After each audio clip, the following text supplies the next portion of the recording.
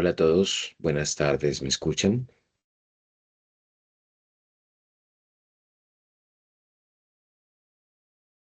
Buenas tardes, profe. Sí, se le escucha. Vale, muchas gracias.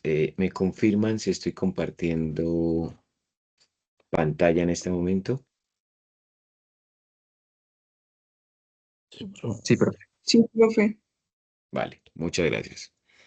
Bueno, tengan todos ustedes muy buenas tardes y sean bienvenidos a este espacio en donde vamos a trabajar el modelo de expectativas racionales planteado por Lucas. Nosotros ya habíamos estudiado los teoremas uno y 2 en nuestra clase pasada, por lo que en esta clase me dedicaré a trabajar el teorema 3.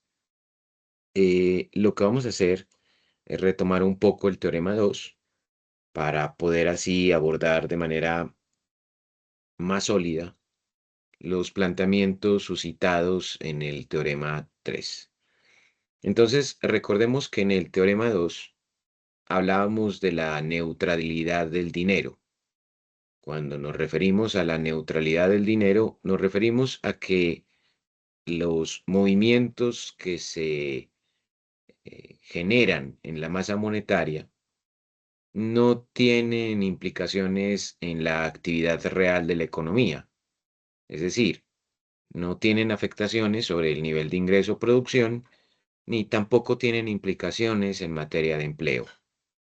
Así las cosas, la neutralidad de dinero es algo que se establece, que se suscita en el largo plazo, pero la idea de Lucas es determinar qué sucede en el corto plazo.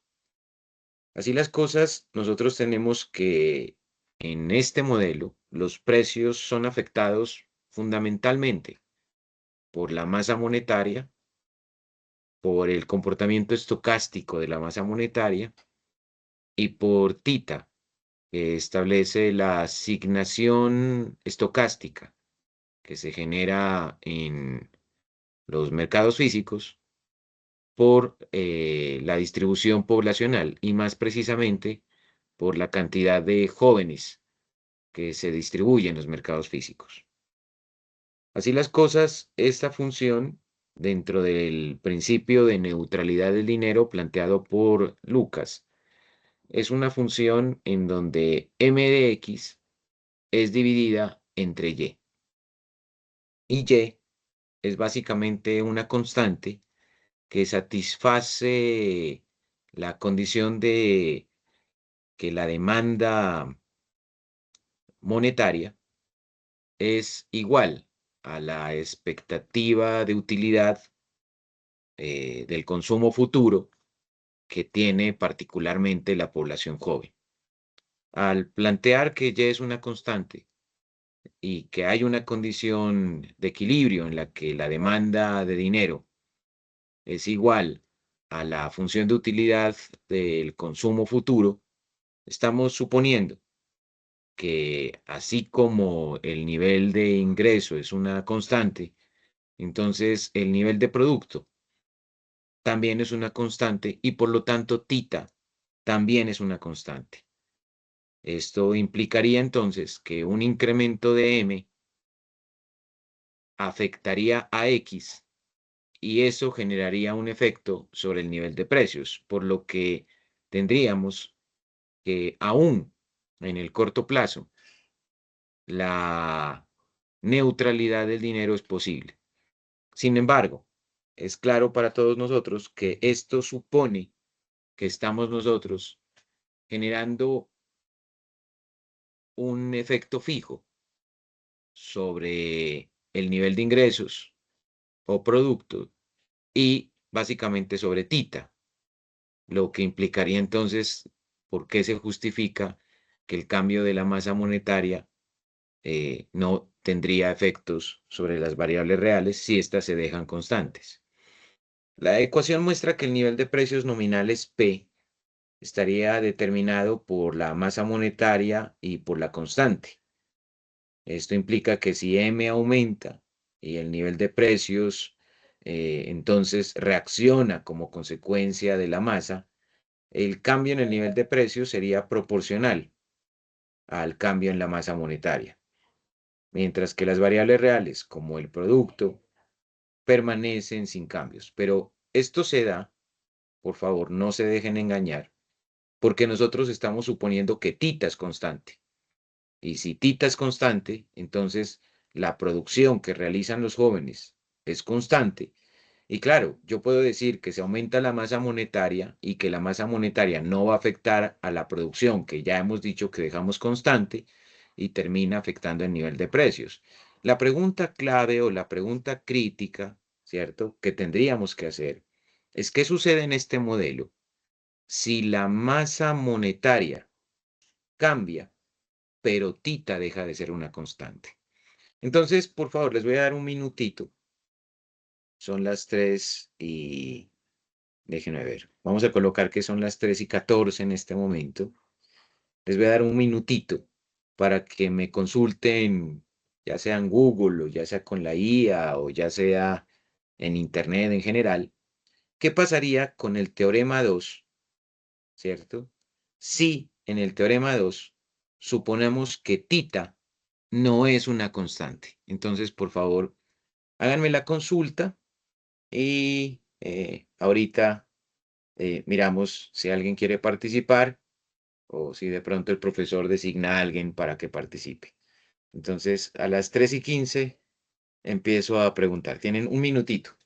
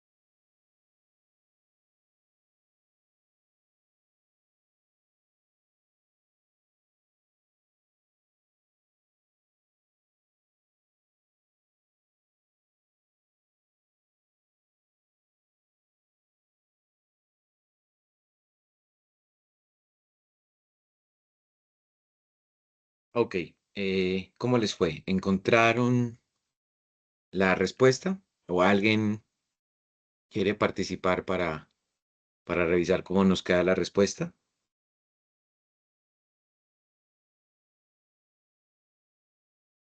Buenas tardes, profe. Pues yo encontré que si tita no es constante, esto implica la presencia de disturbios reales en la economía. En estas circunstancias, el teorema 2 de la neutralidad del dinero deja de aplicarse estrictamente, lo que significa que el dinero ya no es neutral. Totalmente, de acuerdo. Entonces, el tema es que nosotros aplicamos en el teorema 2 un principio de neutralidad del dinero en el que suponemos que si se mueve la masa monetaria, entonces el efecto se va a ver reflejado en un cambio en los precios. Pero para que esto sea posible, entonces la producción debería ser una constante. Y para que la producción sea una constante, entonces dejamos a tita constante. El tema es que si lo analizamos con calma y nos ponemos a pensar en si quitamos la suposición de que tita es una constante, el incremento en la masa monetaria puede tener efectos sobre la producción. ¿Esto cómo sería posible? Pues básicamente lo que tendríamos es que el incremento en la masa monetaria, el primer efecto que generaría es una reducción en las tasas de interés. esta reducción en las tasas de interés puede tener un efecto, por ejemplo, en el incremento del consumo y en el incremento de la inversión, lo que incrementaría el nivel de demanda agregada y con esto tendríamos dos efectos. Una parte de la demanda agregada implicaría un incremento del ingreso-producción, lo que sería benéfico porque podría generar más niveles de ingreso y más niveles de empleo. Sin embargo, el problema que tendríamos es que otra parte del incremento de la demanda probablemente reaccione con un incremento en el nivel de precios.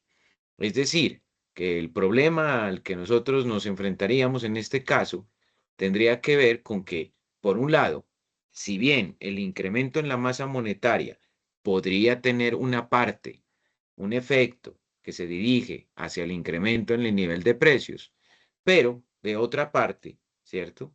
Tendríamos que no todo el crecimiento de la masa monetaria obligatoriamente tendría que tener un efecto inflacionario, sino que es posible, a través de la reducción en las tasas de interés, que se fomente el incremento del consumo y la inversión, con lo que el incremento de la demanda sí podría tener un efecto positivo sobre la producción y el empleo. ¿Cuál es el problema? El problema es que los agentes económicos no pueden diferenciar estos efectos. No saben en qué medida el crecimiento de la masa va a afectar a la inflación en el corto plazo y en qué medida ese incremento de la masa puede beneficiar al producto en el corto plazo. Suponiendo que los efectos fueran igual de elásticos, tendríamos una respuesta, digamos, proporcional tanto en el crecimiento de los precios como en el crecimiento del nivel de ingreso. Y esto implicaría en cierta medida que si el efecto es proporcional, es decir, un 50% afecta a los precios y otro 50% afecta al nivel de ingresos, esto posibilitaría, aún en ese escenario, que nosotros pudiésemos tener que hay una cierta neutralidad del dinero. ¿Por qué? Porque el crecimiento de la producción estaría reducido por el crecimiento de los precios. Pero repito, esto solamente sería posible si un 50% del efecto se va hacia los precios y el otro 50% se va al nivel de ingresos. Si esa proporción se llega a romper, entonces tendríamos dos escenarios. Uno primero en el que la producción crece más que los precios y en este caso tendríamos un incremento de las variables reales. Pero el segundo efecto podría implicar que si los precios crecen más que el nivel de ingreso o producción, entonces sí tendríamos una pérdida de riqueza social, toda vez que el crecimiento de los precios sería mayor que el incremento en el nivel de ingreso o producción. ¿Me siguen, por favor? Sí, profe.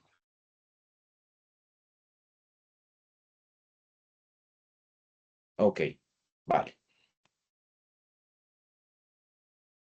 Bueno, otra cosa importante que nosotros estudiamos en la sesión pasada es el hecho de que nosotros en la función que estamos analizando, en esta función, dijimos que em, tendríamos una situación en la que básicamente tenemos un componente aleatorio. Ese componente aleatorio está establecido básicamente por la relación, decíamos, establecida en Z, cuando decíamos que Z era en parte el cambio aleatorio en la masa monetaria y en parte era el cambio aleatorio en la distribución de los jóvenes en los mercados físicos.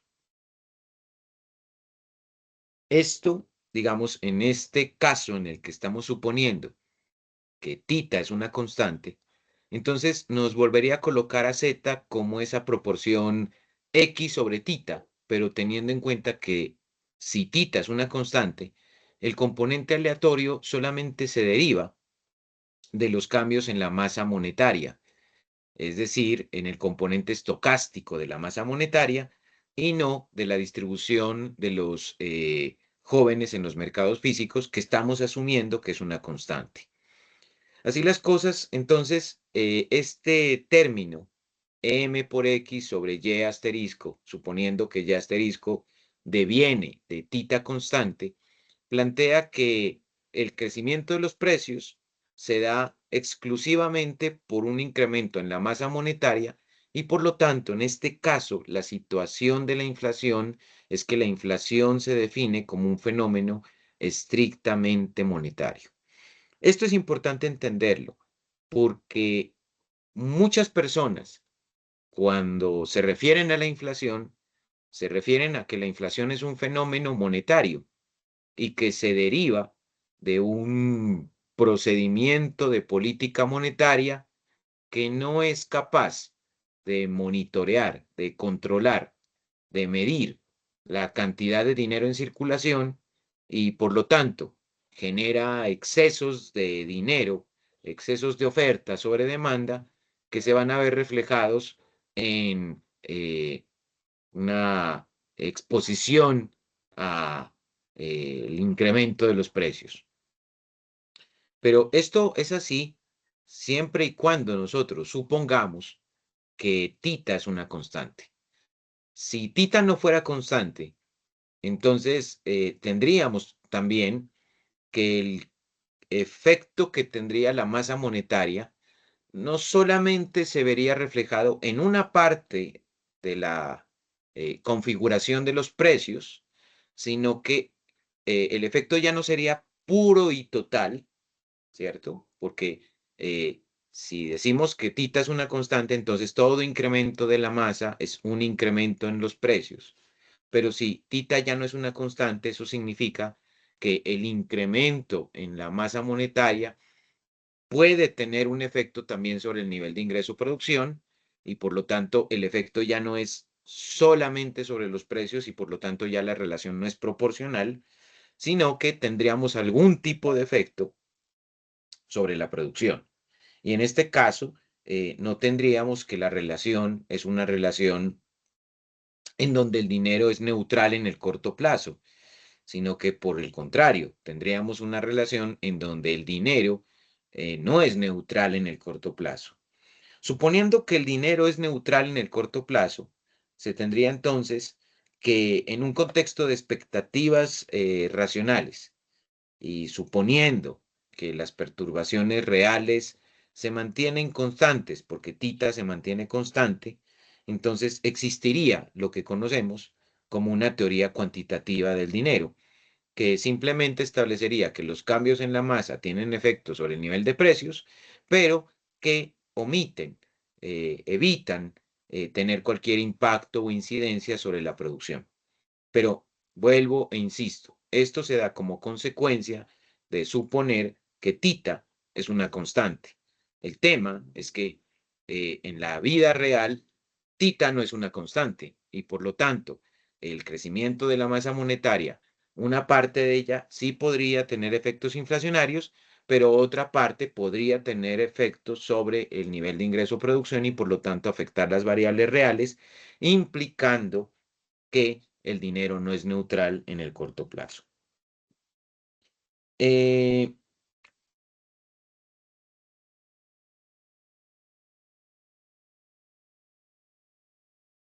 entonces, se pretende que la neutralidad del dinero establece que los cambios en la masa monetaria no tendrían efecto sobre la producción o sobre las variables reales.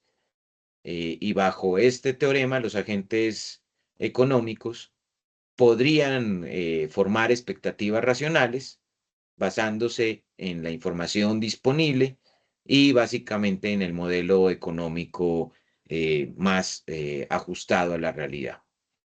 Pero ya hemos visto que ese teorema puede tener, digamos, sus críticas.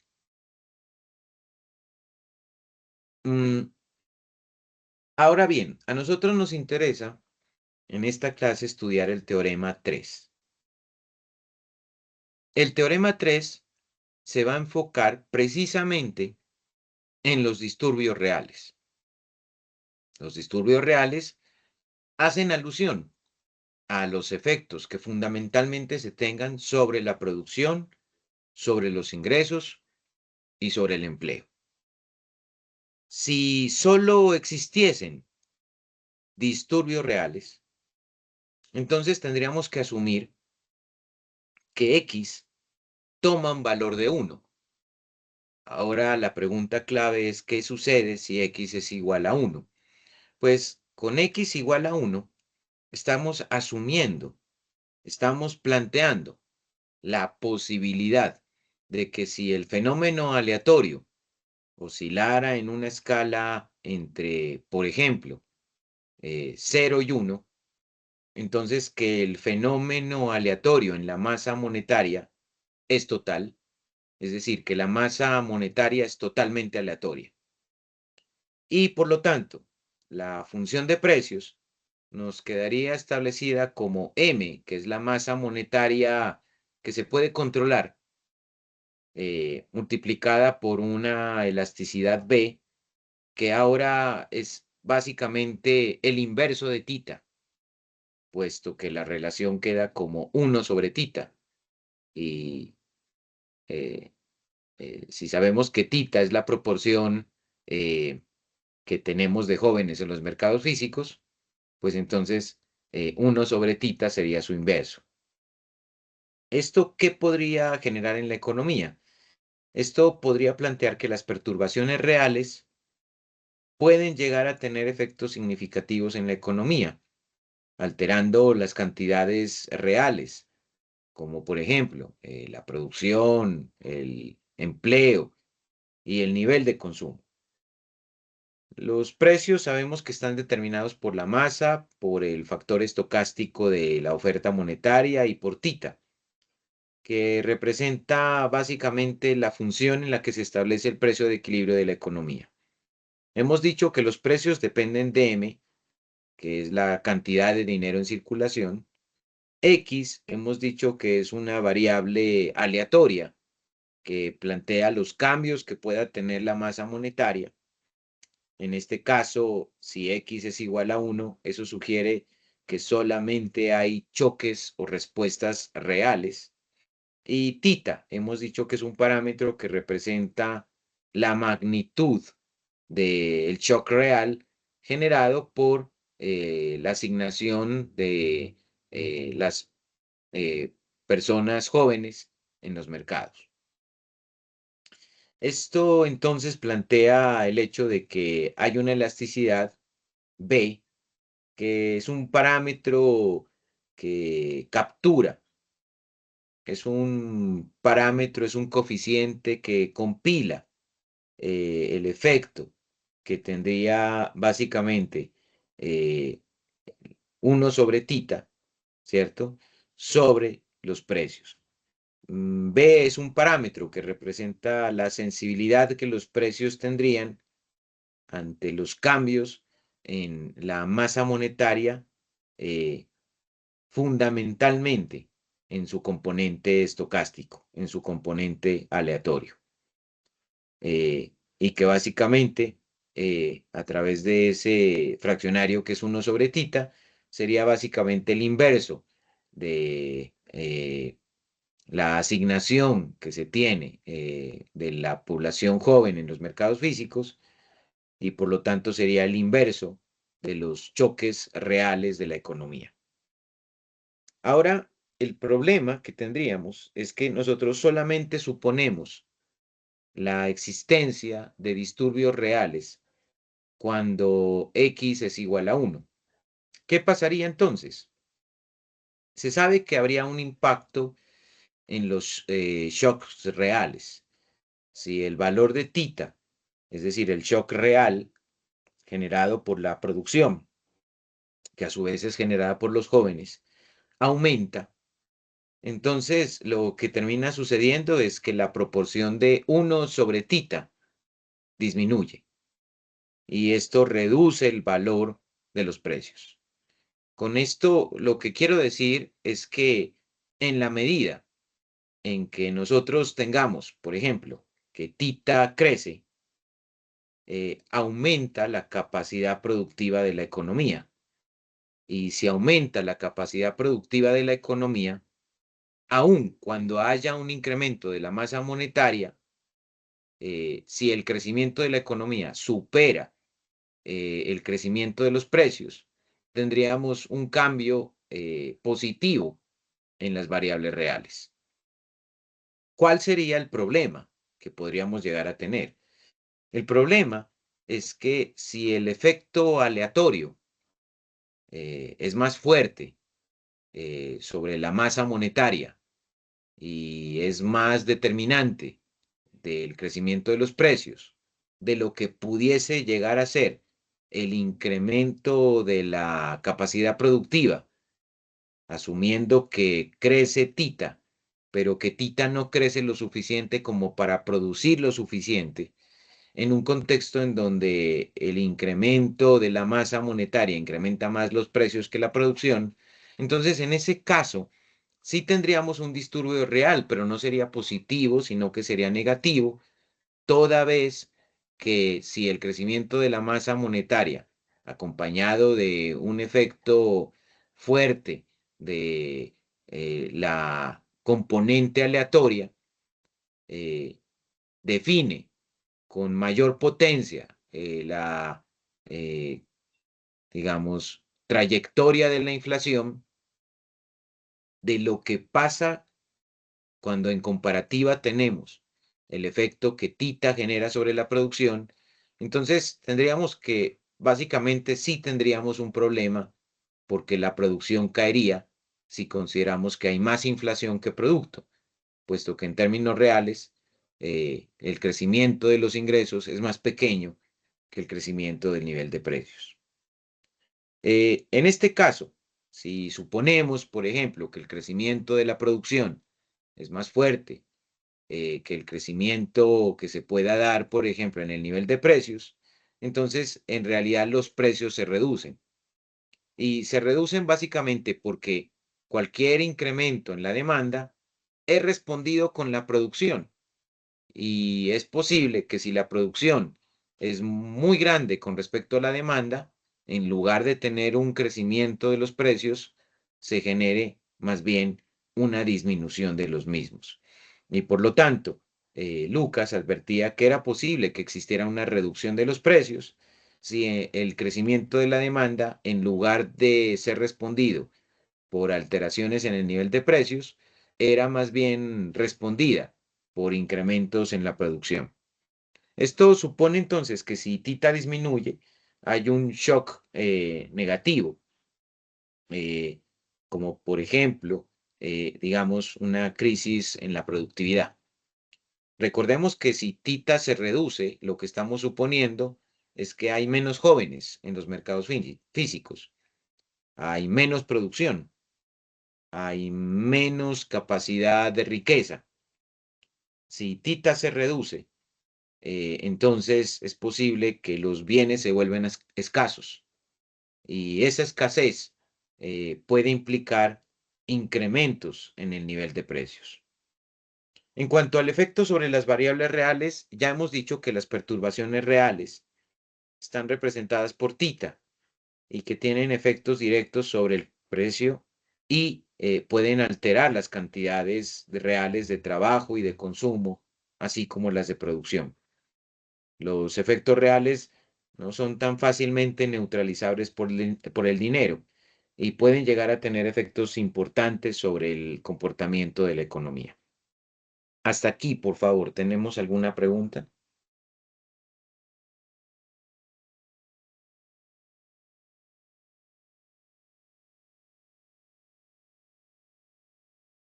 ¿Me siguen? Sí, profe.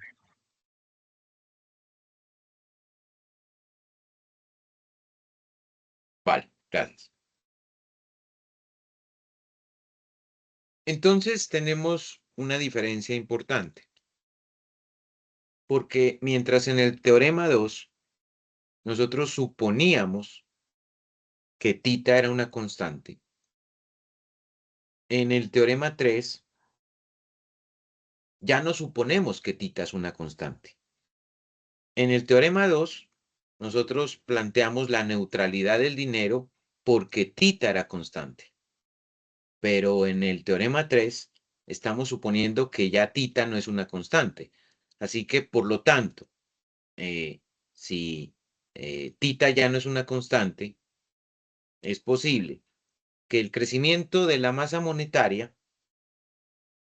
pueda incluso tener algún efecto sobre la producción.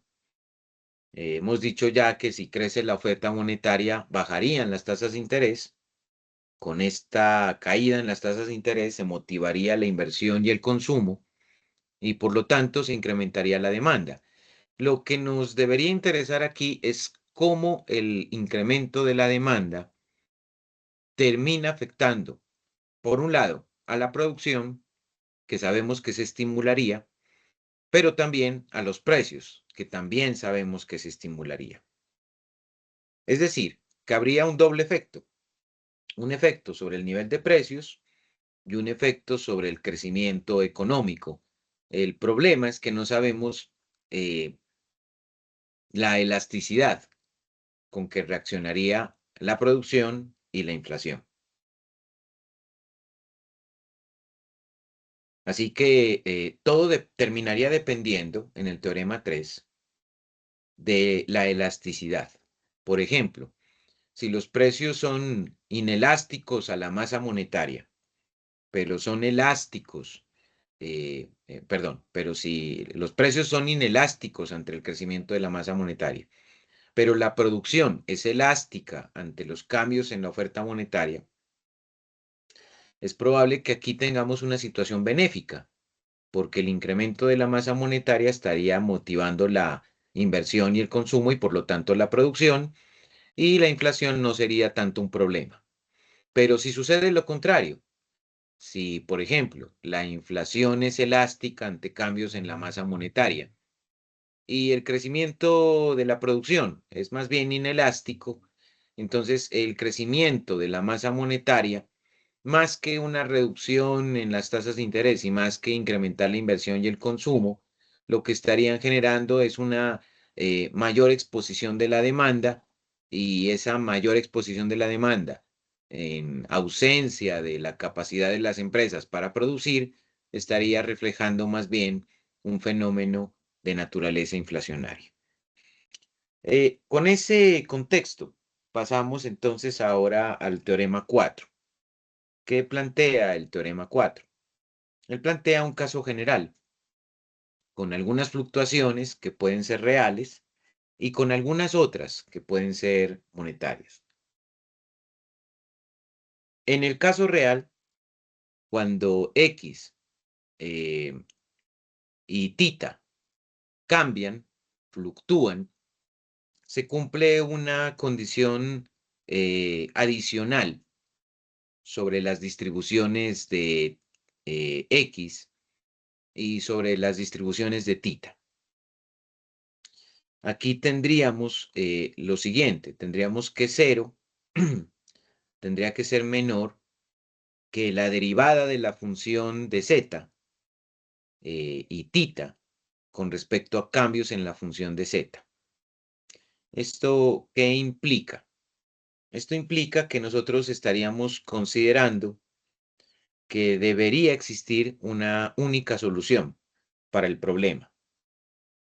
Y también implica que nuevamente entraríamos a analizar la relación que se da entre los dos componentes aleatorios, X y tita, suponiendo, por ejemplo, que X ya no es una componente constante, sino que puede cambiar, y al mismo tiempo, suponiendo que tita ya no es una constante y entonces puede cambiar. B, que es quien captura el ratio entre X y tita, se asume que es una función continua y que por lo tanto es diferenciable y que permite encontrar una elasticidad que estaría en una escala entre 0 y 1. Este cuarto teorema describe una situación algo más realista, porque nos estaría diciendo que por un lado, la masa monetaria va a tener un componente estocástico y que por otro lado, el componente estocástico de tita estarán presentes.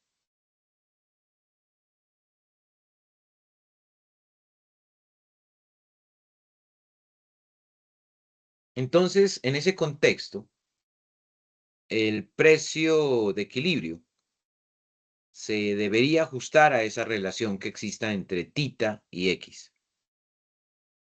Pero como consecuencia, tendríamos que los agentes económicos no podrían diferenciar de manera perfecta cuando, por ejemplo, los cambios en M podrían llegar a ser cambios que se van a dar sobre los precios o cambios que se van a reflejar sobre el nivel de ingresos. Ellos no podrían incluso diferenciar las perturbaciones reales de las perturbaciones nominales o monetarias. La elasticidad que hemos planteado entre 0 y 1 significa que los cambios que se dan en el ratio, en Z, si se quiere, que es básicamente X sobre tita, van a afectar a los precios, pero el efecto sobre los precios no será lineal como se planteaba antes, porque una parte del efecto eh, se va hacia la producción. Es decir, el efecto de un cambio de M, ¿cierto? Suponiendo que tita no es una constante, implicaría, por ejemplo, que una parte de M sí puede estar incrementando los precios por teoría cuantitativa del dinero, pero ya no sería una relación proporcional, y por el otro, una parte del incremento de M bajaría las tasas de interés para incrementar la inversión y el consumo y por lo tanto tener una respuesta en la producción. Pero el efecto tampoco sería global. Este teorema plantea entonces una combinación del teorema 2 y 3, mostrando cómo los precios de equilibrio responden a choques combinados entre oferta y perturbaciones reales, que en última sabemos que son choques aleatorios, y que podría incluso ser cuantificada a través de unas funciones que se conocen como funciones impulso-respuesta, que yo creo que las vamos a trabajar cuando hagamos un análisis en R. Yo creo que eso podríamos hacerlo en la próxima clase. Hay consecuencias, entonces, con estos teoremas. Hay consecuencias. Primero hay que considerar que hemos asumido que existen dos poblaciones, una población de jóvenes y una población de viejos. Hemos dicho ya que los jóvenes producen bienes y toman decisiones de consumo basadas en sus expectativas sobre lo que suceda en el futuro y particularmente sobre los precios. Su utilidad depende de esa comparación entre lo que consumen actualmente y lo que van a consumir en el futuro. Hemos dicho que entonces esa relación implica una tasa marginal de sustitución intertemporal, porque algunos jóvenes están pensando en no consumir hoy para poder permitirse un consumo mayor mañana o en el futuro. Y también es posible que algunos otros jóvenes puedan darle más prioridad al consumo actual más que al consumo futuro. Pero en general, suponemos que si los agentes económicos desarrollan expectativas, entonces sí le darán primacía al consumo futuro y por lo tanto la utilidad de ese consumo futuro más de lo que se la dan al consumo presente y la utilidad del consumo presente.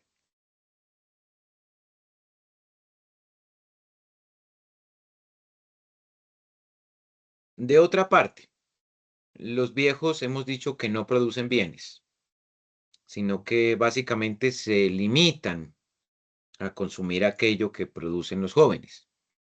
Su consumo se encuentra determinado por la cantidad de dinero que hay en la economía y que ellos han podido acumular y el nivel de precio de los bienes. Dado que ellos no trabajan, dependen fundamentalmente del dinero que lograron cuando eran jóvenes, y es posible que puedan tener algún tipo de ayuda a través de transferencias gubernamentales.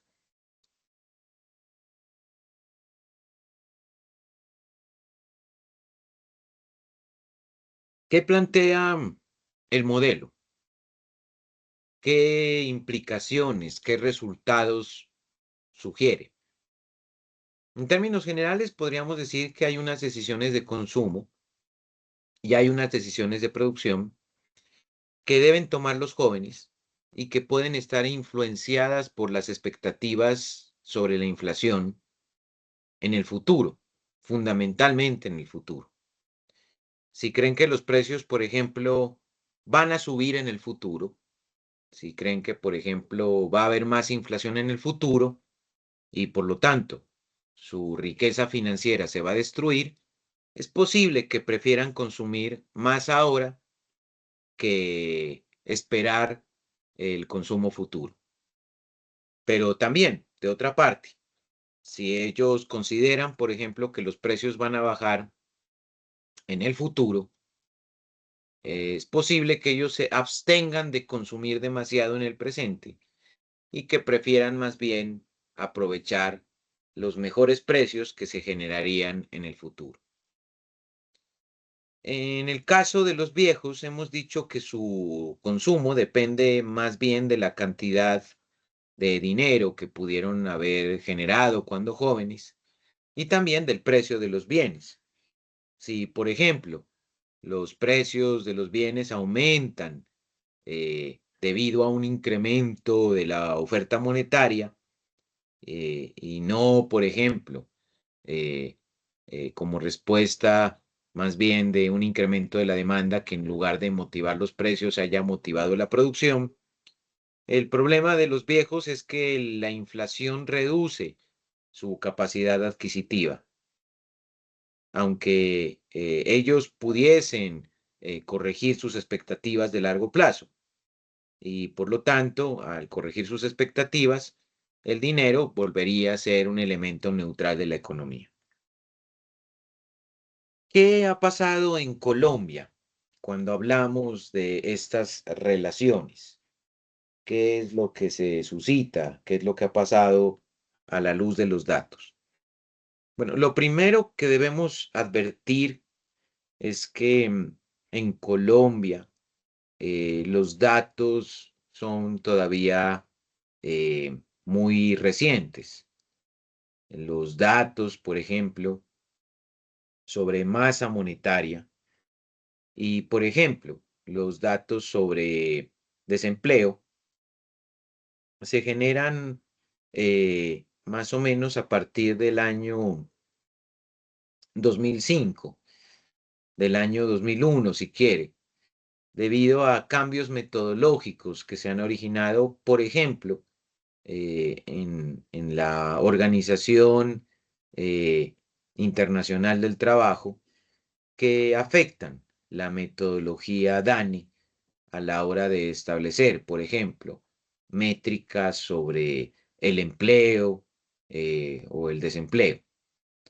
Suponiendo que, por ejemplo, cuando hay más empleo, se produce más, que era más o menos lo que estaríamos nosotros suponiendo cuando hablábamos de Tita, nosotros podríamos darle una vuelta de hoja al asunto y decir, bueno, en lugar de tomar la tasa de ocupación, que es la estadística de empleo que nosotros generalmente analizamos, y en su lugar reemplazarla por la estadística de desempleo, lo que nosotros quisiéramos ver es qué sucede con estas dos variables. Si, por ejemplo, el incremento en la masa monetaria ayuda más a la producción y por lo tanto a la reducción del empleo, o si por el contrario, el incremento de la masa genera, por ejemplo, más inflación y al generar más inflación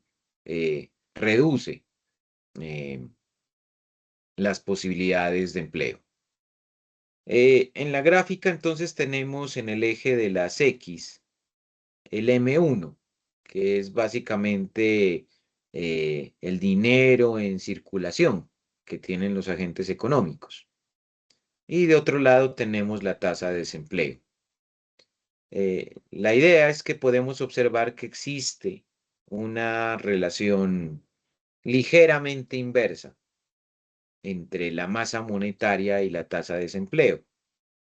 Eso significaría que si se incrementa la masa monetaria, es posible que caigan un poco las tasas de interés y que al caer un poco las tasas de interés se incremente la inversión, se incremente la producción y se reduzca el desempleo, por lo que es posible que efectivamente haya algún tipo de conexión estadística entre la política monetaria y la tasa de desempleo.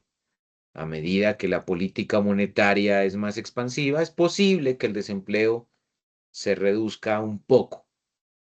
Eso nos lo estaría diciendo esta primera parte. Es decir, que sí estaremos viendo que habría algún efecto de la masa monetaria en el corto plazo y que efectivamente no sería tan neutral. Pero para poder ver si la relación es neutral o no, en realidad tendríamos que tener datos de largo plazo. Yo les comentaba en la clase pasada que, por ejemplo, la definición nuestra como economistas de largo plazo es que estamos analizando periodos, por ejemplo, de 50, de 60, de 80, de 100 años. Y nuestros datos todavía no tienen esa longitud vectorial que necesitaríamos para hacer nuestros análisis. Por lo tanto, esta mirada que tenemos en esta gráfica es más bien una mirada que se acomoda al corto plazo, en donde podríamos nosotros, a partir de esta gráfica, arriesgarnos a establecer que efectivamente el dinero no es tan neutral en el corto plazo, como lo planteaba Lucas eh, cuando revisábamos nosotros el teorema número 4. La siguiente explicación que vamos a abordar en este curso está basada en una lectura eh, de Milton Friedman sobre la función consumo. Eh, por favor, tienen que descargar de internet este documento que se llama A Theory of the Consuming Function de Milton Friedman, que fue escrito en 1957. Porque lo que vamos a revisar ahora, nos vamos a enfocar fundamentalmente ahora en el tema del consumo. Es como terminé ya el tema de expectativas, no sé si tengan preguntas o tengan inquietudes.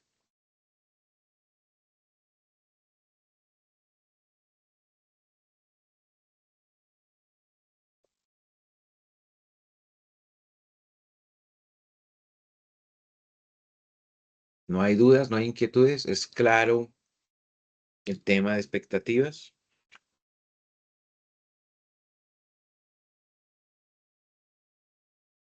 Javier está levantando la mano. Es que como yo estoy viendo la presentación, no. Javier, por favor.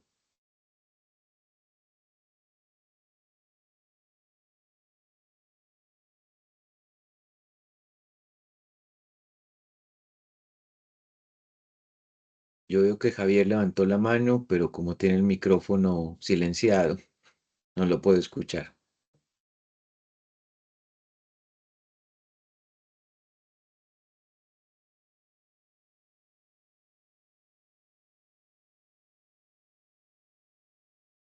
O si Javier tiene problemas con el micrófono, entonces eh, puede escribir por el chat si quiere.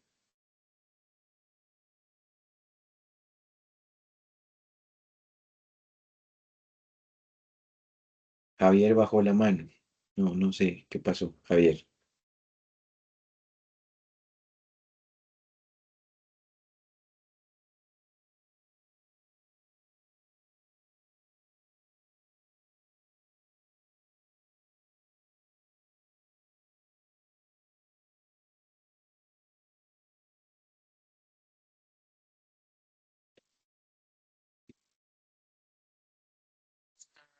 digamos, centrado este siglo ya avanzado, que se ha estudiado la economía desde otras perspectivas, ¿no? En la parte, en la parte de las neurociencias, por ejemplo. Entonces, eso podría cambiar una perspectiva gigantesca, yo digo, en cómo se va a tomar la economía, incluso transformarla. ¿Cree que se puede hablar de una economía diferente que no sea sobre precios y sobre cantidades, sino, pues, no sé, otro ítem? Eh, bueno, lo coloqué aquí en voz alta a Javier, porque como me envió la pregunta por el WhatsApp, y pues la idea era que la escuchen todos, entonces la reproduje por acá. Supongo que tuvo alguna dificultad con el audio en el computador. Em, bueno, afortunadamente, Javier, en este momento yo me encuentro en mi biblioteca. No sé si les había comentado, eh, yo tengo una casa grande y en mi casa tengo una biblioteca grande, y tengo una sección de mi biblioteca específicamente sobre libros de economía y la tengo dividida por segmentos. Algunos segmentos son de economía clásica, otros son de economía neoclásica, otros son ya manuales de economía. Y hay otra parte, hay otra sección, que es la que más me gusta a mí, que es la de temas nuevos en economía. Entonces, mirando un poco, por ejemplo, la parte de economía nueva, por ejemplo, ahorita estoy observando un texto que es de Paul Glimcher, que plantea un estudio alternativo a la economía. Am, Permítanme, les busco acá. Paul Glimcher. Veamos si tenemos suerte, y encontramos el texto que tengo yo acá. Bueno, yo tengo el texto. Veamos a ver si de pronto está, si tienen ustedes suerte. No, esto es un artículo. Ya me di cuenta que esto es un artículo. Mm, Paul Glimcher escribió hace ya algunos años un texto que se llama Neuroeconomía, decisiones e incertidumbres del cerebro. Y por lo que veo, claro, esto no es el libro, sino que esto es un comentario del libro que hace un eh, investigador que se llama David Quebradas. El libro se llama La ciencia de la ciencia de la neuroeconomía y se escribió ya hace un par de años. Eh, no, yo no quería esto. Permítanme. Yo no quería comentarios del libro. No, a mí no me gusta leer comentarios del libro, sino a mí me gusta leer el libro. Tal vez cuenten con suerte ustedes. A ver si aquí. Yo creo que este es. Pero está en inglés, ¿no? Pero bueno, ustedes ya están acostumbrados a leer en inglés conmigo, entonces mm, no tiene por qué afectarles. Vamos a ver si es este libro. Yo creo que sí. Yo creo que es este libro. Ajá. Mm, este es el libro. En la versión en inglés sí se puede descargar. Mm, este enfoque es un enfoque diferente al que nosotros estudiamos en las clases, porque este enfoque se basa en una revisión más o menos profunda sobre el análisis de las neurociencias. ¿Por qué digo más o menos profundas? Porque aquí nos citan estos autores, nos citan, por ejemplo, a Eric Kandel. Entonces, por ejemplo, yo no escribiría un libro de neuroeconomía, yo particularmente no lo escribiría, sin antes hacer una revisión muy fuerte de unos 5, 8, 10 neuroeconomistas fuertes en el mundo. Y a mí me parece que en este momento un neurocientífico fuerte, fuerte, que tendríamos que estudiar es Eric Kandel. que creo que ya les comenté en alguna clase pasada sobre Eric Kandel. Entonces, en este libro, pues se hace alguna revisión de algunos fenómenos relacionados con las neurociencias y particularmente con la neuroeconomía, y se da una breve historia de cómo se llega de la economía neoclásica, que es básicamente la que estamos estudiando, hacia los enfoques relacionados con el estudio de la neurociencia cognitiva, por ejemplo, eh, que son elementos importantes porque nos ayudan a revisar los fundamentos de la microeconomía, por ejemplo. Si ustedes se aproximan a este tipo de libros, a este tipo de literatura, van a encontrar una conclusión un poco contraintuitiva, diría yo, porque uno pensaría, ¿cierto? Uno pensaría que varios de los postulados de la neoclásica, particularmente, podrían caerse, porque los neoclásicos no estudiaron el cerebro. Pero en este libro en particular, los autores sostienen que a pesar de que los neoclásicos no estudiaron nunca el cerebro humano, sus conclusiones no son tan descabelladas cuando se comparan con lo que se ha obtenido en el estudio de las neurociencias. Entonces, Glimcher, por ejemplo, señala, la argumentación de Glimcher, es que no existe una, digamos, dicotomía entre la neuroeconomía o las neurociencias y lo que planteaban como fundamentos los neoclásicos. Es decir, el enfoque de Glimcher es no estamos tan equivocados en lo que estamos estudiando, porque las neurociencias más o menos han demostrado que por ahí tenemos cierta lógica, ciertas consistencias, ciertas coherencias. Eh, Sin embargo, esta es una visión eh, que se ha planteado desde Glimcher, ¿cierto?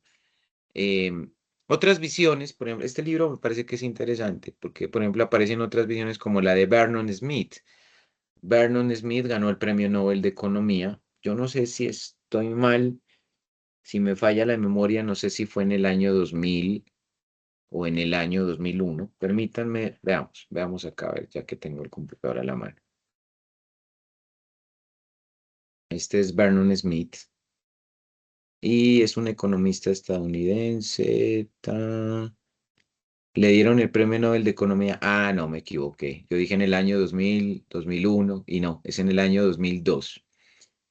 Y a ellos les dieron, por ejemplo, el Premio Nobel por hacer básicamente una propuesta de análisis económico denominada economía experimental, que es un poco un tipo de economía basada en enfoques psicológicos. De hecho, lo que hace Vernon Smith es trabajar, por un lado, algunos elementos de la teoría micro. Por otro lado, trabaja algunos elementos de la teoría econométrica y por otro lado, trabaja algunos elementos de la psicometría y los combina en lo que él denomina economía experimental, que es básicamente tratar de ver cómo se comportan los agentes económicos en una serie de laboratorios experimentales para examinar las conductas simuladas que podrían llegar a tener los agentes económicos en mercados experimentales o mercados recreados a través de laboratorios. Mm, Hace ya algunos años yo asesoré una tesis sobre este tema y les fue bien a las chicas. Creo que terminaron ellas estudiando en México, creo. Les fue bien por ese lado, les gustó ese tema y por ahí creo que les terminaron dando unas becas para estudiar en México. Bueno, creo que ya ahora deben ser grandes porque de eso ya hace muchos años. Entonces, la respuesta es básicamente sí. Hay enfoques alternativos, ¿cierto? Hay miradas diferentes sobre el problema. Por ejemplo, otro autor que podría yo recomendar, aparte de Vernon Smith o de Glimcher, que habla sobre estos temas. Bueno, este libro, permítanme ver si lo puedo descargar. Veamos a ver si... Ah, ya lo había descargado. No lo había descargado. Permítanme, se los comparto más bien por el grupo para que tengan ustedes herramientas de otras áreas, digamos, digamos, puedan cotejar un poco lo que están estudiando en las aulas de clase, pero también lo puedan complementar con lo que hay fuera de las aulas de clase. Yo, por lo menos, soy muy partidario de que hayan electivas que posibiliten estudiar fenómenos nuevos o áreas de trabajo nuevas. Y me parece, por ejemplo, que la neuroeconomía puede ser una de ellas, sobre todo porque les decía hace un momento, la postura de Glimcher es que no hay, no hay casi que una eh, ruptura entre lo que plantean las neurociencias y lo que plantea la microeconomía. Entonces, más bien, dice Glimcher, podrían incluso hasta complementarse, dice él, en ese libro que les pasé. Sin embargo, si ustedes leen juiciosamente a Eric Kandel, vamos a ver si puedo encontrar el libro de Eric Kandel, a ver si están de buenas. Vamos a ver si están de buenas. Eric Kandel. Este sí creo que está en español. La nueva biología de la mente. Veamos a ver. Es que creo que esta no es. Esto creo que es una muestra, me parece. A ver. Ah, no, es el libro. Ah, qué bien. Excelente.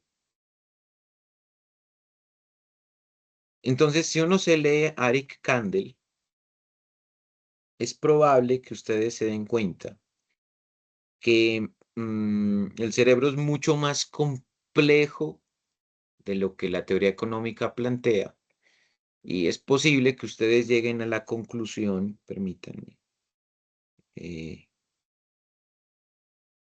creo que lo descargué, pero no lo veo acá. Se supone que lo descargué, ¿cierto? No entiendo qué pasó, porque no lo muestra. Eric Kandel, una biología de la mente. Se supone que lo descargué. En teoría lo descargué. A ver. Ah, ok. Mi computador lo está bloqueando. Mi computador es el que lo está bloqueando. Es por el antivirus. Permítame a ver si ya lo descargué. Ah, no. Mi computador. A ver. Ya, ahí ya. Mi computador no lo quería dejar descargar. Eh,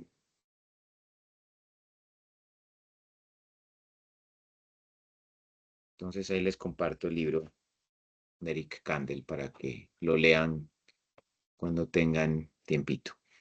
Entonces, la idea de Eric Kandel es que el cerebro es mucho más complejo porque tiene varios sistemas eh, neuroespaciales, neurológicos, neuroquímicos.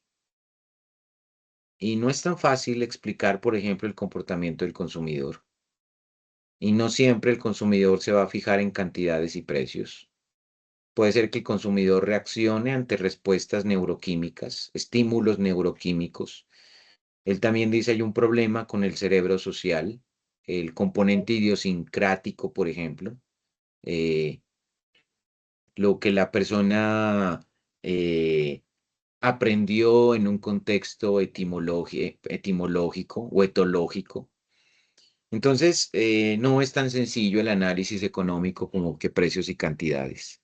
Pero, Javier, pues esos son enfoques ya alternativos, eh, son enfoques que a mí me parece bien que se aborden. Yo creo que el conocimiento en parte es eso, es no quedarse simplemente con los fundamentos o con las hipótesis, sobre todo del siglo XIX. Nosotros ya estamos en otro siglo. Y la idea sí sería revisar un poco qué es lo que hay ahora, qué es lo que se dice ahora, qué es lo que se encuentra ahora, incluso considerando, por ejemplo, temas como la economía digital eh, basada en IA o modelos de decisión basadas en inteligencia artificial y, por ejemplo, avances en materia de neuroeconomía y de neurociencias. A mí me parecería excelente eso, pero para que tuviésemos eso, me parece a mí que tendríamos que tener un mejor contacto con médicos, con psiquiatras, con psicólogos, con sociólogos, con biólogos incluso, porque hay una bioeconomía también, por ejemplo, en desarrollo. Entonces, de pronto el negarse a ese diálogo transdisciplinar o multidisciplinar es lo que hace que siempre estemos como que trabajando las mismas teorías y los mismos enfoques de siempre. Pero bueno, por lo menos ahí ya tienen un par de libros que yo creo que sí les pueden aperturar un poco el razonamiento eh, de cómo se pueden ver afectadas ciertas decisiones en economía.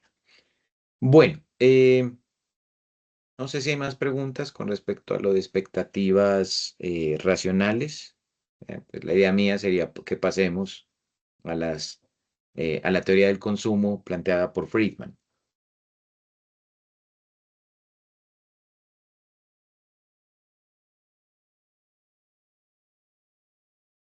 No hay más preguntas. Por aquí en el chat. No tengo más preguntas. Ok. Entonces avanzo. Mm, Friedman plantea en este artículo, repito, es un artículo que tienen que ustedes descargar. Vamos a ver si lo puedo descargar yo. Si me pongo a descargar, de pronto se me va el tiempo. Pero veamos a ver si lo puedo descargar. Veamos si estamos de buenas. Listo. Pero no. Este no es. Este es el libro. No. Yo no los voy a poner a leer 253 hojas en inglés. No. Yo busco es el artículo. Es este. Este es. Que creo que es el primer capítulo. El libro es el primer capítulo. Ah, no sé qué pasó. Se supone que ya debería haber salido acá, pero. Aquí me están diciendo es que los puedo. No. Creo que lo van a tener que buscar ustedes.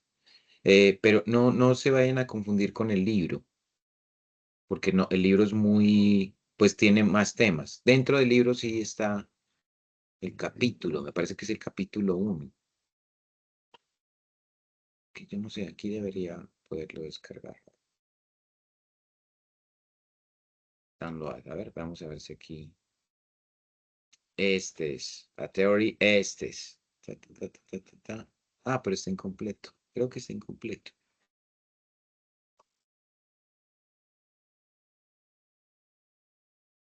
Sí, creo que es este.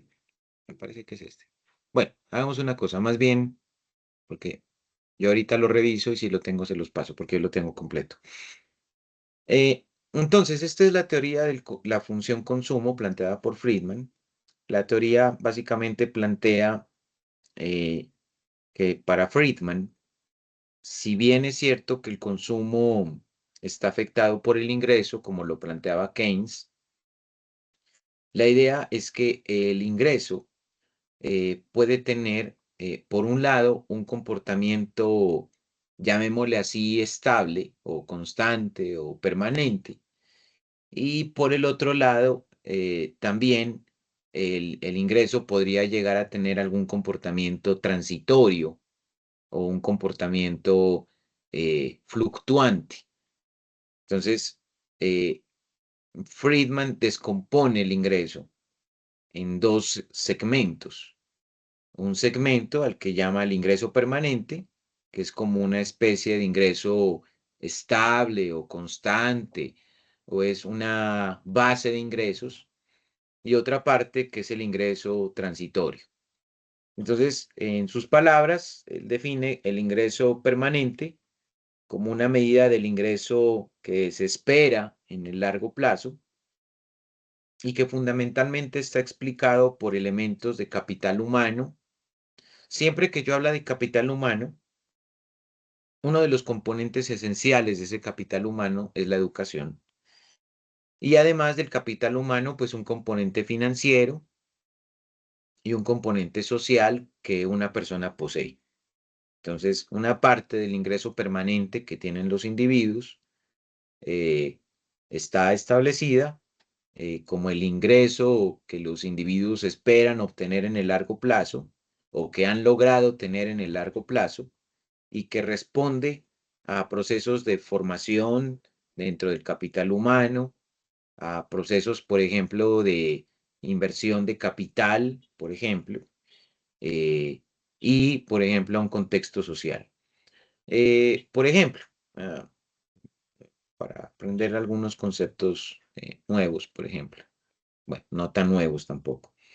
Veamos qué es un spleen de eh, educación. Eh,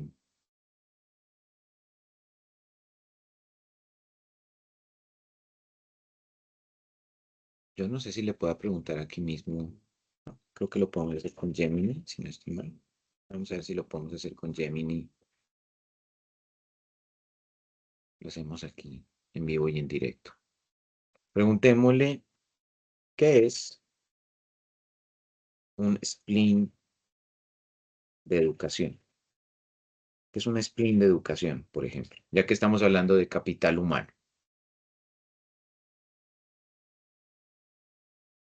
Sin embargo, si un spleen de educación podría ser una metáfora, modelo educativo adoptable, spline de educación. Spline sería la curva que conecta puntos, está adaptabilidad, un lugar circular rígido para todos, el camino educativo, está. No, me refiero a inversiones en educación.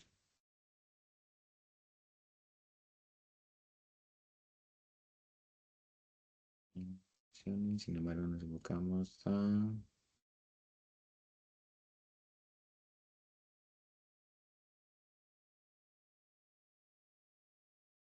Déjenme ver si lo puedo colocar como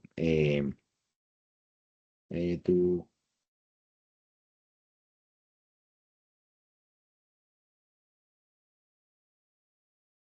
vision spleen. Porque probablemente en español no sea tan conocido así. No, tampoco. La metáfora, no. Es un spleen, es una curva suave, punto de datos que se utiliza en el análisis numérico. Bueno, ok, entonces no lo busquemos como spleen en educación. La traducción al español podría ser, por ejemplo, tasa de rendimiento por año en educación.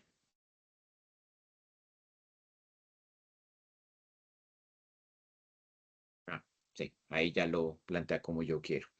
Bueno, yo lo he escuchado en varios contextos, pero sí tiene razón que lo he escuchado como en contextos en donde se utiliza mucho este tipo de combinaciones de español y de inglés. Y claro, probablemente la inteligencia artificial no lo reconoce porque es más idiosincrático. Pero a lo que me refiero es a lo siguiente. Existe una parte del ingreso que los individuos pueden generar como valor esperado, o sea, la expectativa del valor esperado puede ser una función que se genere a partir de las inversiones que una persona ha hecho a lo largo de un periodo de tiempo en materia educativa. Por ejemplo, entiendo que en este momento en la Universidad de Nariño los estudiantes tienen matrícula, el costo de matrícula es cero, ¿cierto? ¿Me confirman? En este momento. O sea, ustedes en este momento no están pagando matrícula.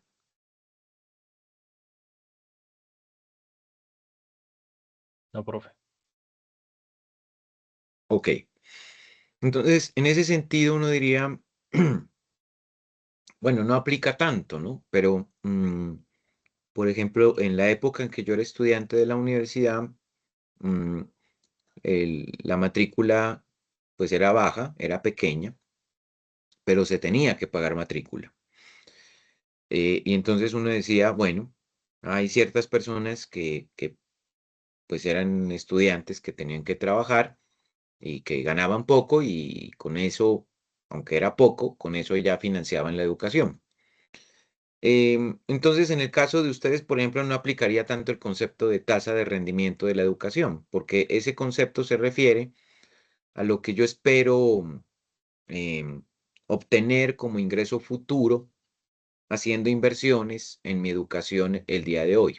Pero estoy casi que seguro que, por ejemplo, si ustedes quieren seguir estudiando, por ejemplo, a nivel de especialización o de maestría o de doctorado, ya es un poco más limitada la posibilidad de decir, ah, bueno, mm, me voy a conseguir una beca y entonces sigo sin, digamos, pagar directamente el costo de la educación.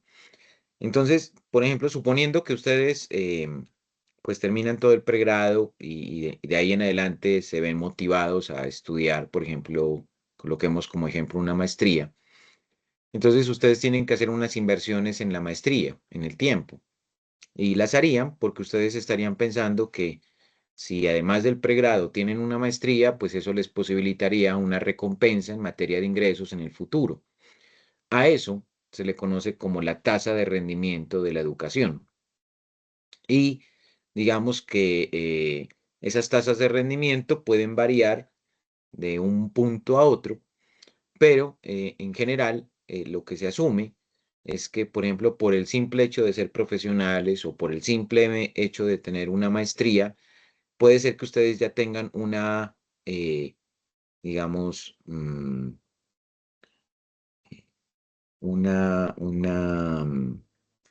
es que se me escapa la palabra, un flujo, esa es la palabra, un flujo de ingresos constante, ¿de acuerdo?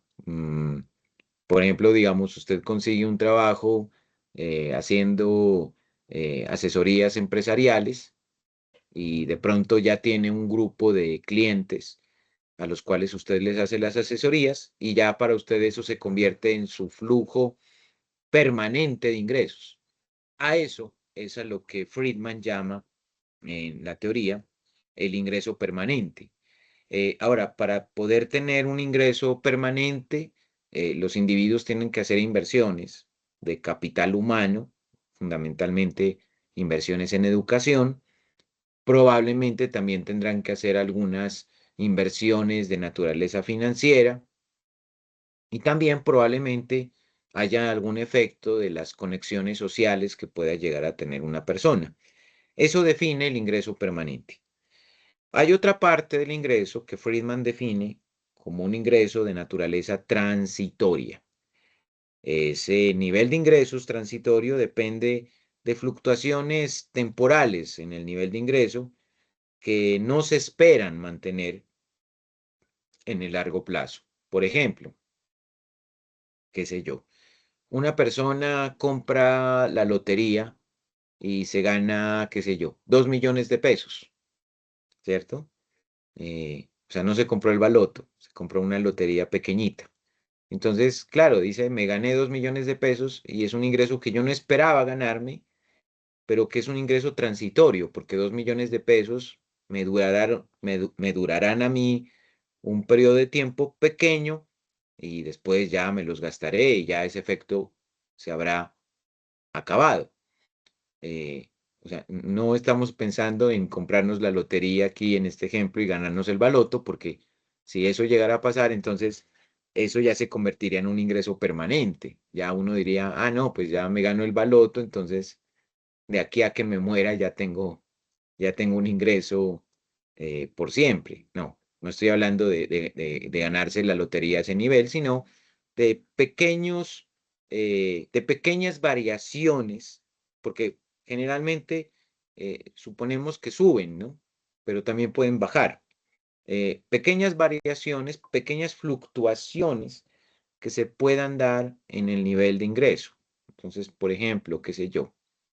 Por ejemplo, a mí hace algún tiempo, una persona que yo no miraba hace mucho tiempo, se me acercó y me dijo, venga, Julio, es que yo creo que usted no se acordaba, pero yo le debía plata y me pagó. Y yo la verdad no me acordaba. Y entonces, para mí eso se convirtió como que dije, ven, que fue una sorpresa, dije, no me acordaba. Entonces dije, esto es un ingreso transitorio. O, por ejemplo, una persona que reciba un premio, ¿cierto? Una postulación que le den a una persona y cuyo reconocimiento sea un premio monetario. O, por ejemplo, que a una persona le regalen un bono, por ejemplo. Entonces, son ingresos que son inesperados y tienen que tener esa característica. Son inesperados. Suponemos que son pequeños, o sea, que no alteran de manera significativa la corriente de ingresos que tiene una persona y que no son recursos que se van a mantener por mucho tiempo en el largo plazo, sino que son recursos pequeños que en algún momentito de corto plazo ya desaparecen, o sea, son ingresos de corto plazo, ¿de acuerdo? Entonces, la suma del ingreso permanente y la suma del ingreso transitorio, entonces ahora sí generarían el ingreso total con el que cuenta una persona. En ese contexto, Friedman plantea que el consumo que realizan los individuos está relacionado fundamentalmente con el ingreso permanente, es decir, cuando los agentes económicos van a tomar decisiones de consumo, planifican ese consumo con base en el ingreso permanente, no en el ingreso transitorio. Y es un asunto que atañe a una conducta de aversión al riesgo que generalmente tiene el consumidor. Supondríamos que el consumidor tiene cierta aversión al riesgo, porque si no fuera averso al riesgo, pues el consumidor, por ejemplo, podría dedicarse, qué sé yo, a sacrificar su tasa de consumo actual por hacer inversiones futuras. Pero en ese caso, nuestro consumidor se estaría convirtiendo más en un empresario y entonces tendríamos que estudiarlo desde el punto de vista de la teoría de la firma. Entonces, suponemos que es en alguna medida averso al riesgo, porque cuando planifica el consumo, lo hace sobre seguro. El consumidor que estamos estudiando planifica el consumo con el nivel de ingreso que él sabe que tiene y que tendrá, y no más. Él no va a planificar el consumo bajo el riesgo, por ejemplo, de suponer que, hoy me compré un billete de lotería, entonces con lo que me gane de aquí a un mes, entonces voy a ahorita endeudarme. No, así no piensa un consumidor. Un consumidor empieza a planificar con base en lo que sabe que tiene sobre seguro en su ingreso permanente. Así las cosas, entonces la función consumo sería una función en donde C es igual a alfa que pondera al ingreso permanente. Y en este caso, alfa sería lo que nosotros conocemos como la propensión marginal a consumir, pero por el ingreso permanente, que suponemos que es una constante a lo largo del tiempo, ¿cierto? Es algo que se mantiene invariable con el tiempo. Este valor alfa refleja entonces la parte del ingreso permanente que los individuos están dispuestas a dedicar a los gastos de consumo. Ahora bien, el tema que nos preocupa, ¿cierto? Es la estimación del ingreso permanente, o sea, cómo tener una medida que nos permita a nosotros establecer cómo se determina un ingreso permanente. El problema es que cuando hablamos del ingreso permanente, el ingreso permanente no es una medida que se observe directamente, sino que más bien es una variable latente, ¿de acuerdo? Es una variable latente. Es decir, es una variable que nosotros no podemos ver directamente, sino que es estimada a través de una serie de expectativas. Y esas expectativas se generan a partir del ingreso futuro. Entonces, considerando, por ejemplo, que los individuos hacen un análisis de su situación laboral y con base en el nivel de ingresos históricos que han venido teniendo y con base en el nivel de ingresos presentes que tienen, entonces ellos pueden hacer alguna estimación sobre su nivel de ingresos futuros, pero que se generan de manera permanente, ¿de acuerdo? Por ejemplo, en mi caso, yo cuando me gradué como economista, eh, yo me gradué en diciembre del 2004. Yo me gradué en diciembre del 2004. Y para febrero del 2005, ya la universidad me había vinculado como profesor, porque se necesitaba un profesor para un área y se abrió un concurso. Y en ese instante, pues yo tenía unas condiciones de, de excelencia académica que me dijeron, usted puede participar en el concurso sin la necesidad de tener experiencia ni posgrado, porque yo no tenía ni experiencia ni posgrado. Y entonces me vinculé como profesor en el año 2005. O sea que ya en este momento puedo decir que tengo 20 años trabajando como profesor. Y yo no, en ese momento no imaginé que iba a ser una corriente de ingresos permanente para mí. Yo dije, no, de pronto esto más bien es transitorio porque eh, no sé si seré bueno, no sé si seré malo, no sé si la universidad me permita a mí seguir trabajando, si me diga a mí, no, ya no se necesita. Entonces, en ese momento yo no tenía información histórica, no tenía más que una información del tiempo presente y una muy limitada proyección de mis ingresos futuros. Eh, Suponga usted, por ejemplo, que mira al profe Julio hace 10 años. Entonces, hace 10 años el profesor Julio diría, estoy cumpliendo 10 años en la universidad. En ese caso, él ya podría decir, miro hacia atrás, tengo 10 años, entonces ya tengo información. Miro el tiempo presente, entonces dice él, ah, bueno, tengo una corriente de ingresos. Y él puede predecir, por ejemplo, y decir, bueno, suponiendo que la cosa se mantenga así, entonces puede hacer una proyección de 1 o de 2 años, por ejemplo. Y con base en eso, él genera una estimación del ingreso permanente, pero es porque ya él tiene información histórica e información presente que le permite hacer una proyección, ¿cierto? Por ejemplo, si lo miramos al profesor en el año 2005, pues apenas había sido vinculado, o sea, él no tenía información histórica, él no tenía más que una información presente y mucho menos con eso él podía hacer una predicción de qué es lo que iba a pasar en el futuro. Él no tenía eso. En ese orden de ideas, el ingreso permanente, o sea, no es una medida observada directamente, es más bien una estimación que se genera como una función de las expectativas de los ingresos futuros.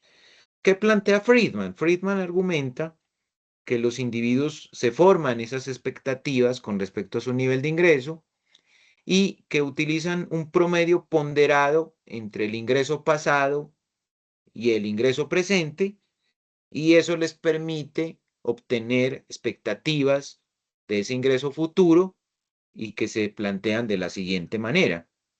Dice Friedman que el ingreso permanente sería una parte del ingreso que tienen los individuos en el periodo T. A ese ingreso contablemente se le llama el ingreso corriente. El concepto de corriente en contabilidad hace alusión al corto plazo. Y para nosotros, entonces, cuando hablamos del ingreso corriente, nos referimos al ingreso en el periodo actual, ¿de acuerdo? En el ingreso en el periodo actual. Entonces, una parte de la predicción, de la expectativa del ingreso permanente es cómo estoy yo en materia de ingresos el día de hoy, ¿de acuerdo? La otra parte, bueno, eso está ponderado por lambda. Entonces, ¿qué es lambda? Pues lambda es un valor que va a estar entre 0 y 1 y que si ustedes quieren verlo, es un porcentaje.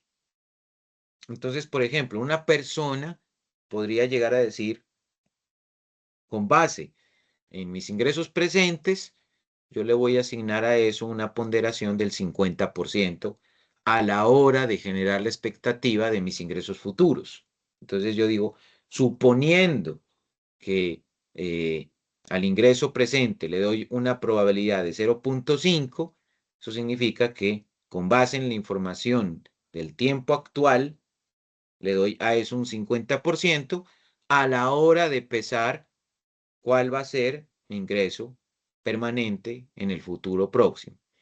Entonces, me quedaría por resolver este 1 menos lambda, que sería el otro 50%. Si yo le doy 50% a la información actual, pues tendría que darle otro 50% a la información histórica, es decir, a la información que se generó en el pasado.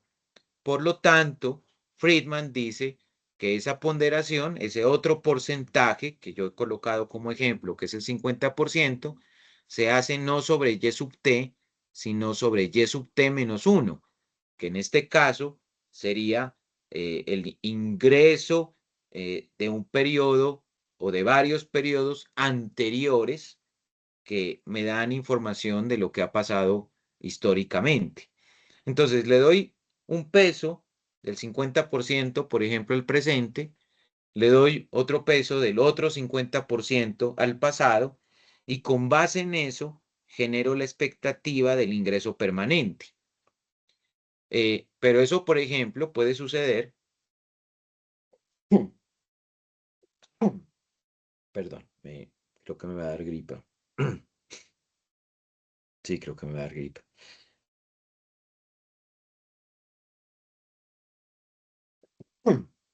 Perdón. Bueno, entonces les decía que el ingreso permanente se define por esas valoraciones de lambda y de 1 menos lambda. Pero, por ejemplo, perfectamente podría haber una persona que diga, no, a mis ingresos permanentes yo les voy a dar un 20% en el peso y por lo tanto el 80% restante se lo voy a asignar a y sub t menos 1. Esa persona probablemente, en este caso, no tiene tanta confianza en que sus ingresos actuales sean lo suficientemente estables como para decir, sí, ya con esto voy a generar la expectativa de los ingresos futuros, sino que más bien se basa en la estadística histórica, le da más peso a la estadística histórica para generar la expectativa. Esto suele suceder, por ejemplo, con las personas que tienen contratos laborales, por ejemplo, qué sé yo, de cada 6 meses, por ejemplo, ¿de acuerdo?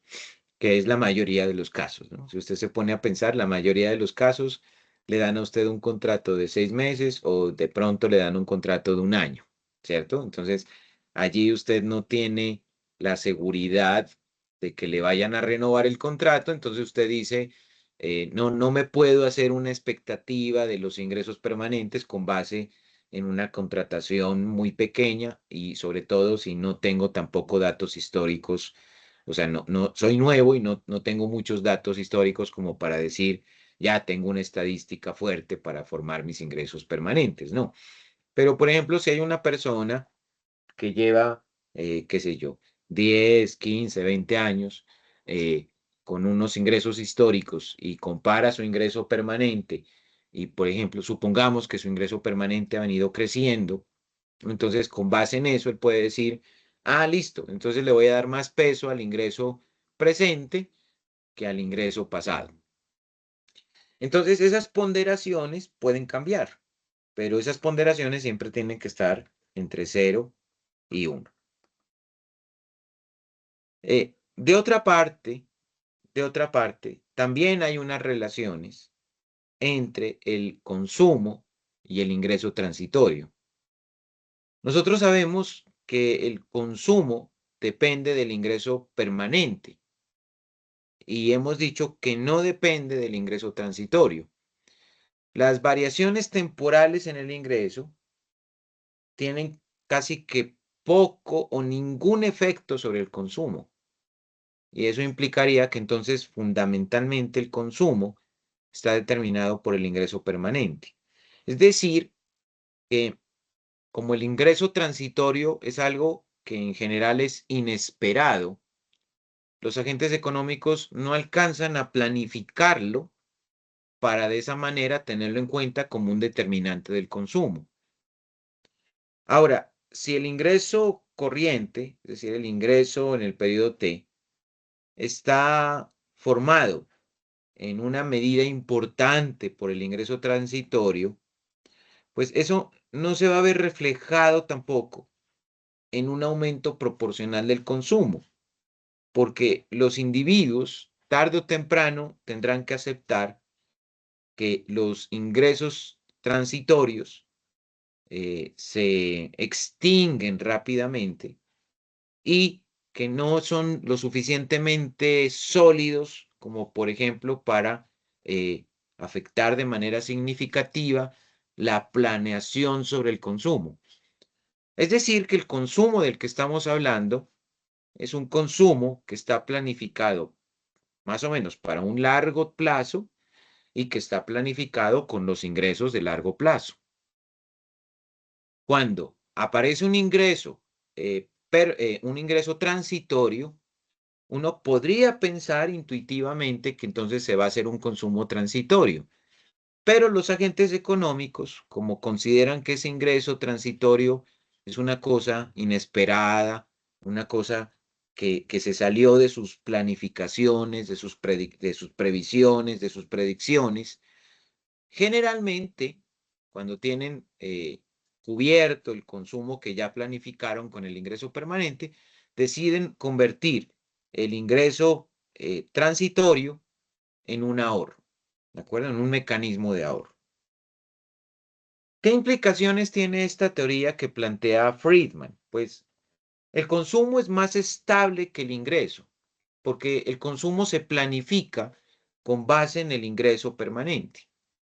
Y aunque el ingreso total pudiese llegar a fluctuar de manera más controlada por los ingresos permanentes, el problema de la volatilidad que se podría generar en los ingresos totales viene más por el tema de los ingresos transitorios. Entonces, la existencia de ingresos transitorios puede hacer que el ingreso total sea menos constante, menos estable, más volátil, más errático, es decir, que tenga más varianza de lo que sucede con el consumo, que tendería a ser más planificado y más basado en los ingresos permanentes. En este escenario, Friedman hace un análisis de la política fiscal y plantea que como los aumentos temporales en los niveles de ingreso, como por ejemplo los incrementos que se pueden dar por algún tipo de intervención de política pública que aumente el gasto público, dice él que como son transitorios como esas ayudas no son permanentes, sino más bien transitorias por el ciclo político, dice él, esos efectos de la política fiscal expansiva tienen más bien un efecto pequeño sobre el consumo y por lo tanto sobre la demanda agregada. Por lo tanto, los individuos tienden a considerar esos aumentos como transitorios. Esto se debe un poco a cómo se maneja la política fiscal en Estados Unidos. Para contextualizarlos, en Estados Unidos, eh, cuando se habla, por ejemplo, del tema de subsidios o subvenciones, lo que se pretende no es tanto que se incrementen los subsidios o que se incrementen las subvenciones, porque ese incremento de las subvenciones o de los subsidios es un incremento finalmente en el gasto público. Y si el gasto público crece más que los ingresos tributarios, tendríamos una situación de déficit fiscal. Entonces, cuando se plantea la existencia de subsidios o de subvenciones, generalmente en Norteamérica se piensa que esos subsidios o esas subvenciones más bien son programas de asistencia transitoria, que no van a durar toda la vida, sino que corrigen algunas fallas del mercado sin perpetuarse en el tiempo. Por ejemplo, suponiendo que en Estados Unidos, uno de los barrios más peligrosos que puede haber, por ejemplo, en el centro de los Estados Unidos, es el Bronx, por ejemplo, y que por allí hay una población de jóvenes que pueden, debido a las condiciones de pobreza y de desempleo, pueden involucrarse con problemáticas asociadas a la criminalidad, a los homicidios, a la drogadicción, a la prostitución, por ejemplo. El ayuntamiento puede llevar a cabo un programa, por ejemplo, de emprendimiento para los jóvenes. Y les puede decir, venga, yo les voy a dar a ustedes unas capacitaciones para que puedan producir manufacturas, para que puedan producir zapatos, correas, chaquetas, ropa. Los asocio, les doy algún apoyo de capital, los pongo a producir, les ayudo un poco con los temas de mercado, con los temas de clientes. Y una vez he logrado que los jóvenes que estaban en peligro de caer en prácticas que probablemente hubiesen generado problemas sociales un poco más adelante, lo que he preferido es hacer una intervención, supongamos en un periodo de 3 o de 4 meses, y al cabo de esos 3 o 4 meses ya tengo un grupo de jóvenes emprendedores eh, que ya están generando algún tipo de ingreso y a los cuales yo les doy un periodo como para que se fortalezcan, después del cual ya no les daré más dinero, sino que más bien les iré a decir, oiga, ¿se acuerda que yo le ayudé a usted cuando estaba en la mala? Entonces ahora sí pague mis impuestos. Y más bien le digo que me pague impuestos para poder recuperar el recurso que invertí en ellos en el programa de asistencia que les di cuando identifiqué que había un potencial problema.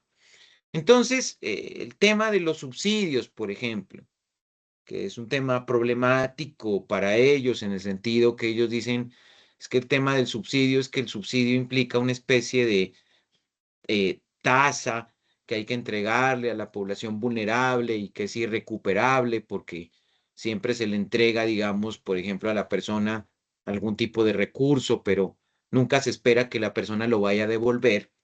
Entonces, para ellos se constituye eso en una práctica que puede generar mayor déficit fiscal. Pero, por ejemplo, las prácticas asociadas a los subsidios, generalmente el gobierno las puede ver como algo que tiene que utilizar para poder atacar ciertos problemas sociales, pero que una vez resuelto el problema, ya no tiene por qué seguir generando ese tipo de gasto.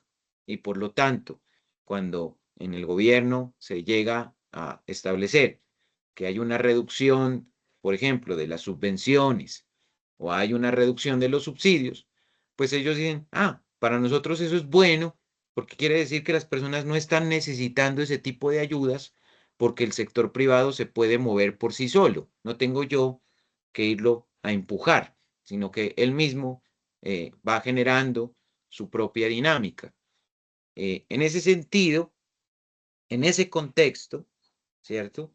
Cuando, por ejemplo, una persona en Estados Unidos es objeto de algún tipo de política fiscal, sabe casi que con certeza que eso va a durar un tiempo pequeño y que no va a durar toda la vida. Entonces, tiende a considerar esa ayuda, ese tipo de auxilio, este tipo de política, como una intervención de corto plazo, que al ser una intervención de corto plazo no puede considerar como un ingreso permanente, sino más bien como un ingreso transitorio.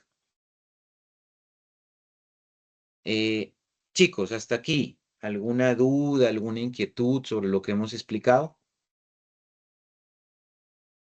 No, profe. Ok. Entonces, por favor, traten de descargar esta lectura de Milton Friedman, no el libro, sino la lectura que se llama así, ¿de acuerdo? Y con base en eso revisan las diapositivas, que yo creo que esto ya estoy que lo acabo de teoría del consumo de Milton Friedman, y ya con esto podría pasar, más bien, estoy pensando en trabajar algunos temas que pueden ser de economía internacional. Creo que con ustedes voy a retomar el modelo ISLM y convertirlo en el modelo ISLM-BP y volver un poco las clases un poco más instrumentales y aplicadas, porque sí me interesa que revisemos un poco esa parte. Entonces, si no hay dudas, si no hay inquietudes, entonces nos vemos en la próxima clase. Les agradezco el espacio que sacaron para que el día de hoy podamos hacer la clase y les voy a compartir el link por el grupo para las personas que tuvieron alguna dificultad o que de pronto tuvieron alguna situación y que quieren ver la clase en diferido. Sin más, entonces, nos vemos la próxima clase. Yo estoy calificando los parciales, espero poder sacarlos el fin de semana para poder entregárselos la semana que viene. Bueno, muchas gracias a todos. Nos vemos en nuestra siguiente clase. Hasta luego. Gracias, profe. Hasta luego. Gracias, hasta luego. Hasta luego, gracias. Hasta luego, que estén bien. Hasta luego, profe. Hasta luego.